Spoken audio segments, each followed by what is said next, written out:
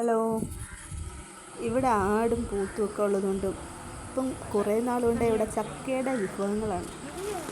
അന്നേരം പൂത്തിനൊക്കെ എടുത്തതിൻ്റെ ബാലൻസ് നല്ല വിളഞ്ഞ ചക്കയായിരുന്നു. അന്നേരം ഞാൻ വിചാരിച്ചു എന്നാൽ പിന്നെ ചക്കപ്പുഴുക്ക് ഉണ്ടാക്കിയാലോ. വൃത്തിയാക്കി എടുത്ത് ചക്കപ്പുഴുക്ക് സാധാരണ ഉണ്ടാക്കുന്നത് അതിൽ ചക്കക്കുരുവും കൂടെ ചേർത്താണ്. ഞാൻ ചക്കക്കുരു എടുത്തില്ല, അതിനെ എടുത്തിട്ട് വേണ്ട. അങ്ങനെ ഇഡ്ഡലി കുട്ടകത്തിലേക്ക് വെള്ളമൊക്കെ എടുത്തു. എന്തൊക്കെയാണെങ്കിലും നമ്മുടെ നാടൻ വിഭവങ്ങളോളം വരൂലല്ലോ മറ്റൊന്നും. വല്ലപ്പോഴെങ്കിലും നമ്മുടെ മക്കളും കൂടെ അതിൻ്റെ ഒരു ടേസ്റ്റ് അറിയണം.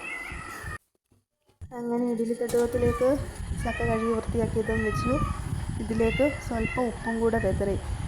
ഉപ്പ് വിതറുമല്ല, തളിക്കുക. ഇച്ചിരി വെള്ളത്തിലേക്കിട്ട് തളിക്കുകയാണെന്ന് പിന്നീടാണ് മനസ്സിലായത്. ഞാൻ ഇച്ചിരി ഉപ്പ് കൂടിപ്പോയി.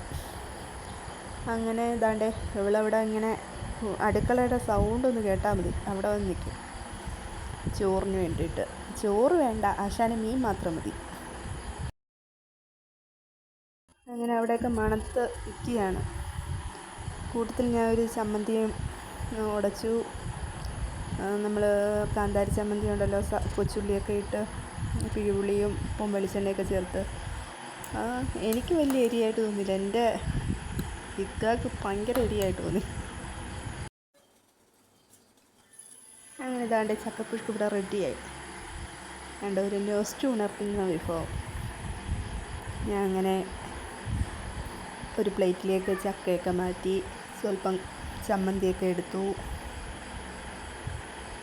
കൂട്ടത്തിൽ ചൂട് കട്ടൻ ചായ. എങ്ങനെയുണ്ട്? അങ്ങനെ ഞാനും എൻ്റെ കെട്ടിയവനും കൂടെ ഇരുന്ന് കഴിച്ചു.